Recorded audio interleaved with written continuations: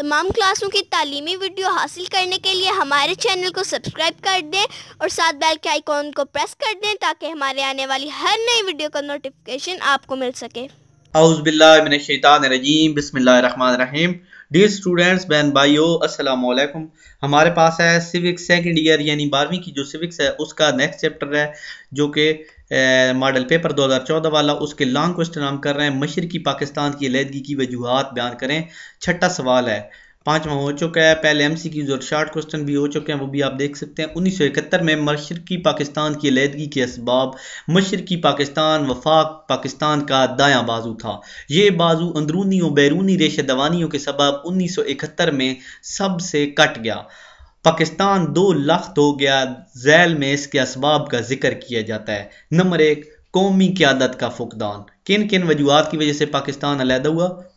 क़ायद आज़म की वफ़ात के बाद पाकिस्तान में मुहब्ब वतन लीडरशिप का फुकदान हो गया। यानी जैसे पाकिस्तान से क़ायद आज़म प्यार करते थे ऐसा कोई लीडर पाकिस्तान को ना मिला जो इसकी पाकिस्तान की देखभाल करे। मुस्लिम लीगी कायदीन अवाम पर हुकूमत करना अपना सिर्फ हक समझते थे, जिसके पेश नज़र मशरकी पाकिस्तान की मुस्लिम लीगी वजारत का क़याम पाकिस्तान के बाद अवाम का एतमाद हासिल करने में नाकाम रही। मतलब जो बाद में कोई भी सदर वजीर बना वो सिर्फ अवाम पर हुकूमत करना हक समझती थी, पाकिस्तान के हक में वो नहीं थे। इनका मुसलसल रब्ता अवाम से बरकरार न रहा, यानी वो अवाम से रब्ता भी नहीं रखते थे, वो अवामी मसाइल से बिल्कुल आगाह भी नहीं थे। जिसका नतीजा क्या हुआ कि 1954 के मशरकी पाकिस्तान में इंतखाबात हार गई। यानी 1954 में जो मशरकी पाकिस्तान ने इंतखाबात हुई उनमें हार गई। इसने बुरे असरात मुरतब किए जो मशरकी पाकिस्तान की अलहदगी का सबब बने। नेक्स्ट है इक्तसादी बदहाली। मशरकी पाकिस्तान हमेशा से इक्तसादी तौर पर बदहाली का शिकार रहा है। तकसीम हिंद से पहले भी इसकी पिस्सेमानगी का सबब मगरबी बंगाल का जो है हिंदू सन्नतकार और हिंदू जमींदार था। अब क्या हुआ, अब भी हिंदू मशरकी पाकिस्तान की मईशत पर छाए हुई हैं। यानी जो मशरकी पाकिस्तान है बांग्लादेश, उधर हिंदू करीब है ना सार इंडिया में, तो वो उधर छाए हुई हैं। कसीर आबादी पर मुश्तमिल ये सूबा अपने मखसूस जोग्राफियाई हालात की वजह से इतनी जल्दी सनतकारी के असरात हासिल करने में नाकाम रहा। यानी मखसूस जोग्राफियाई हैसियत है, उसके इर्द गिर्द जो जगह हैं वो मखसूस हैं। पूरी कोशिशों के बावजूद भी पाकिस्तान के जो है दूसरे सूबों के मुकाबले में मुआशी तौर पर पसमानदा रहा। इससे मकामी आबादी में एहसास मरूमी हो गया जो कि मशरकी पाकिस्तान की अलहदगी का सबब बना। यानी वो तरक्की न कर सका और पाकिस्तान के दूसरे सूबे तरक्की करते थे तो वो समझते थे कि ये हमको पीछे छोड़ रहे हैं। हिंदू एसातिज़ा का मनफी रद्द अमल। क्या में पाकिस्तान के बाद हुकूमतें पाकिस्तानी जो हैं कौमियत का जज्बा उभारने में नाकाम रहीं। इसके बरक्स पाकिस्तान मुखालिफ गिरोह अपनी सरगर्मियाँ जारी रखने में कामयाब रहे। यानी जो भी सदर वजीर आज़म बना पाकिस्तान के बाद उन्होंने पाकिस्तान से मोहब्बत का लेक्चर कम दिए बल्कि ज़्यादा से ज़्यादा तकरीरें और तरफ जारी रखी, जिससे जो मुखालिफ कुव्वतें थीं वो कामयाब होते रहे। बदकिस्मती से बंगाल मुसलमान हमेशा तालीमी मैदान में हिंदुओं से कम तर रहा, इसीलिए स्कूलों और कॉलेजों के एसातिज़ा की अक्सरियत हिंदुओं पर मुश्तमिल थी, जिन्होंने नई नस्ल के जहनों को बंगाली कौमियत से आलूदा कर दिया। इससे नज़रिया पाकिस्तान के खिलाफ क़यादत पर आमादा किया और इस तरह मगरबी पाकिस्तान से अलहदगी हासिल करने की राह हमवार हुई। यानी हिंदू जो एसातिज़ा थे उन्होंने क्या किया, वहाँ की नई नस्ल को बताया कि आप बंगाली हो, आप पाकिस्तान नहीं हो, ये हो वो आपको पीछे समझते हैं, ये है वो। इस तरह उनके दिलों में पाकिस्तान के लिए नफरत पैदा हो गई और वो अलहदा हो गया। बंगाली ज़बान का मसला।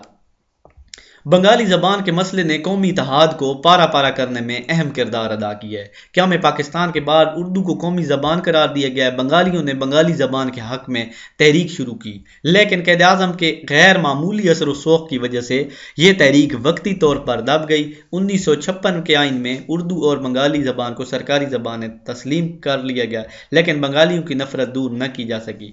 यानी शुरू में बंगाली कहते थे कि हमारी ज़बान भी होनी चाहिए, लेकिन उनकी ज़बान तस्लीम नहीं की गई, जिसकी वजह से वो क़ायद आज़म की वजह से चुप तो कर गए, मगर बाद में उन्होंने अपना जोर लगाया और इसके बाद उन्होंने 1956 के आइन में उर्दू और बंगाली दोनों ज़बानें बना दी गई। मशरकी पाकिस्तान की आबादी जो है सूबाई तसूबात کل آبادی کا 56% تھی، یعنی مشرقی پاکستان کی آبادی کل آبادی کا 56% تھی، یعنی 56% آبادی مشرقی پاکستان میں تھی، لیکن وہ پاکستان کے 5 یونٹوں میں ایک یونٹ تھا۔ لیکن مشرقی پاکستان کے تالے ازما سیاستدانوں نے نہ صرف ایوان زیری بلکہ آبادی کے تناسب سے نمائندگی کا مطالعہ کیا، بلکہ ایوان بالا میں بھی اس فارمولے پر زور دیا، یعنی جو زیادہ آبادی ادھر تھی تو ان کو زیادہ ووٹ اور ادھر سے زیادہ پارلیمنٹ کے ممبر منتخب ہونے تھے، لیکن انہوں نے برابر پہ زور دیا، جس کی بنا پر بنگالی اور پنجابی سیاستدان ایک دوسرے کے خلاف برسر پیکار ہو گئے، جو ملک کے 2 حصوں میں تقسیم کرنے کا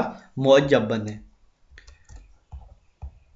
اس کے بعد چھٹا پوائنٹ ہے ہمارے سامنے سیاستدانوں کی علاقائی سیاست۔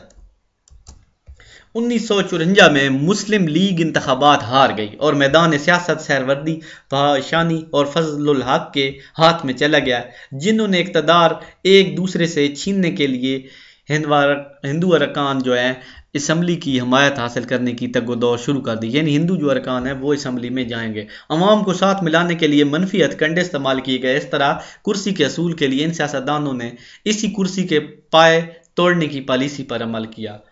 ایوبی آمرانہ دور۔ ایوب کا 10 سال آمرانہ دور پاکستان پر مسلط رہا ہے۔ مستقل طور پر نافذ ہنگامی حالات نے نوکر شاہی کو تحفظ دیے رکھا۔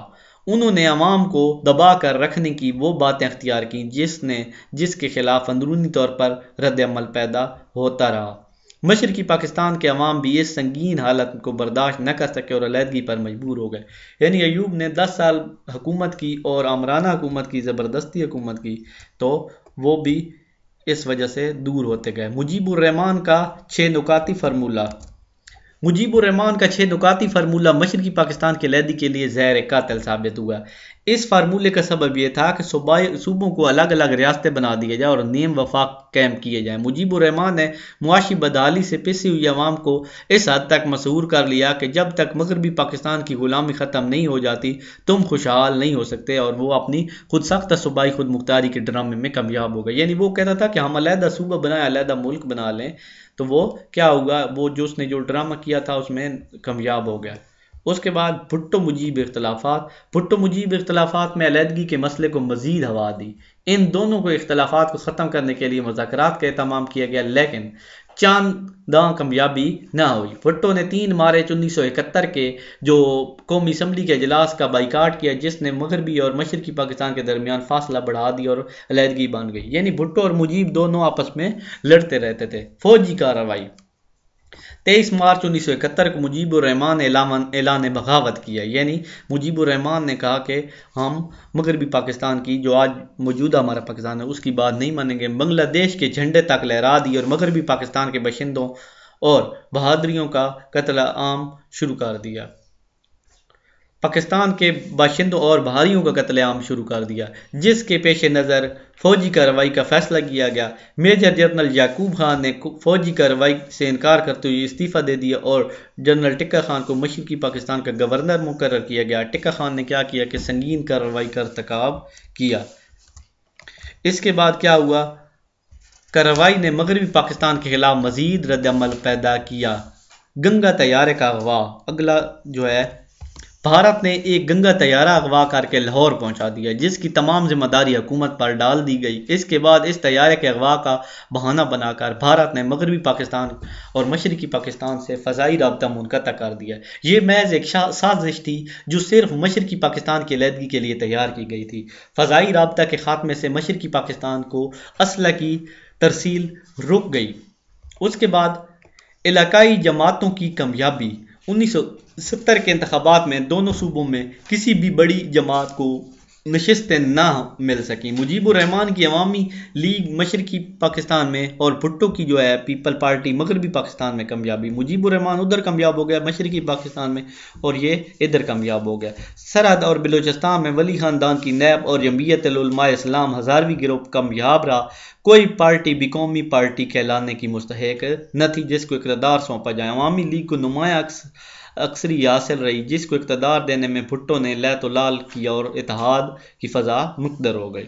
پھر بھارت کی فوجی مداخلت۔ بھارت کی مسلسل خواہش تھی کہ پاکستان کی سالمیت کو کسی نہ کسی بہانے سے کمزور کیا جائے، یعنی پاکستان کو خطرے میں ڈالا جائے۔ پھر کیا ہوا تھا، بھارت نے اپنی سرحدوں کی حفاظت کا بہانہ بنا کر کمتی بانی کے نام پر تخربی کار مشرقی پاکستان میں داخل کر دیے، یعنی اپنی سرحدوں کی حفاظت کے بہانے سے مشرقی پاکستان میں فوج داخل کر دی اور 22 نومبر 1971 کو مشرقی پاکستان پر حملہ کر دیا۔